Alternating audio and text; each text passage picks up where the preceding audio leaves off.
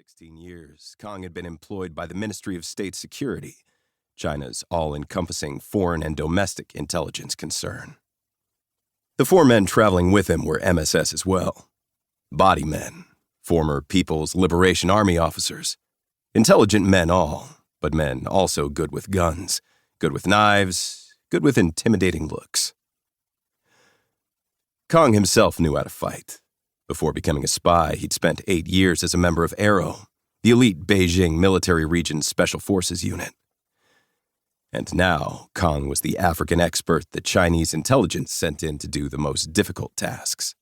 And his reputation as a tough, smart, and resourceful operative had grown into legend back at MSS. Virtually all the mercenaries in front of him now wore beards, cargo pants, and either t-shirts or tank tops, or else they were bare-chested. The hold was stuffy, and the nighttime temperature over 80 degrees. Some were black, most were white, and Kong quickly scanned the crowd for signs of alcohol use. He searched for bleary eyes, empty bottles, cuts and bruises on their faces, the telltale signs of bar fights. He'd dealt with drunk mercs here in Africa in the past, and he demanded utter sobriety at all times from the people who worked under him. This ensemble of hard men, to his pleasure, seemed completely switched on. Even in the poor light, he could make out clear and serious faces, though the majority of them appeared completely unimpressed with his arrival. These men were clear-headed at least, but they didn't have the discipline that Kong had learned to expect and appreciate in his own men. Here in the cargo hold, backs were slumped. Many mercenaries had kept their seats when he entered. A man in back spit on the deck in front of him. A show of disrespect, or it would have been if Kong didn't know this type of individual. They'd keep up their air of detached defiance, and they would do their jobs. And that was all he needed out of them. It took him a moment, but he finally recognized a face in the crowd.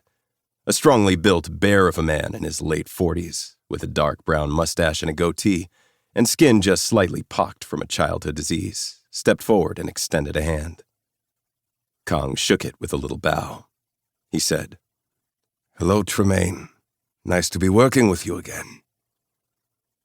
The man did not smile back. With a strong South African accent, he said, "Let's hope this goes better than it did in Niger." Kong considered his response before he spoke. Finally, he said, "Niger was a success, on paper at least. But of course I understand why you might not see it that way. 3 of my boys dead, 3 more injured and sent home to their families with no ability to earn a good wage. I guess I missed the paper that described that as a success." Kong said nothing, unfazed as always. He just eyed the larger man. After a time, the South African seemed to lighten up, if only just a shade. He turned to the men behind him. "Boys, you take orders from me, I take orders from him. It's as simple as that." The men in the shadows looked on. "How many?" Kong asked now.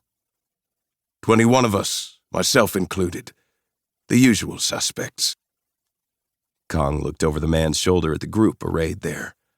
With a nod, he said, "As we discussed, I'll need more. A lot more. You have an aircraft available for me? As you requested. A Cessna Caravan. Local pilots, but good. Fueled and at your disposal." Tremaine nodded. "I'll fly out tomorrow to talk to the Russians." His eyes drifted a moment. "They'll be looking for work. Their last job didn't turn out so good for them." He again fixed his steely gaze on the man from China. "I reckon I can get us 50 more quality operators." "Good." Kong looked past Tremaine now, past the other humans in the hold, and fixed his eyes on the crates and pallets behind them, stacked to the ceiling. "What did you bring?" 246 tons. Everything we talked about. Body armor, small arms, heavier weapons." He shrugged. "For the rebels, old stuff, but battle-tested. Bought in Nigeria from the underworld. Stolen from a government cache in Port Harcourt. 480 AKMs, 70,000 rounds of 7.62, 52 PK.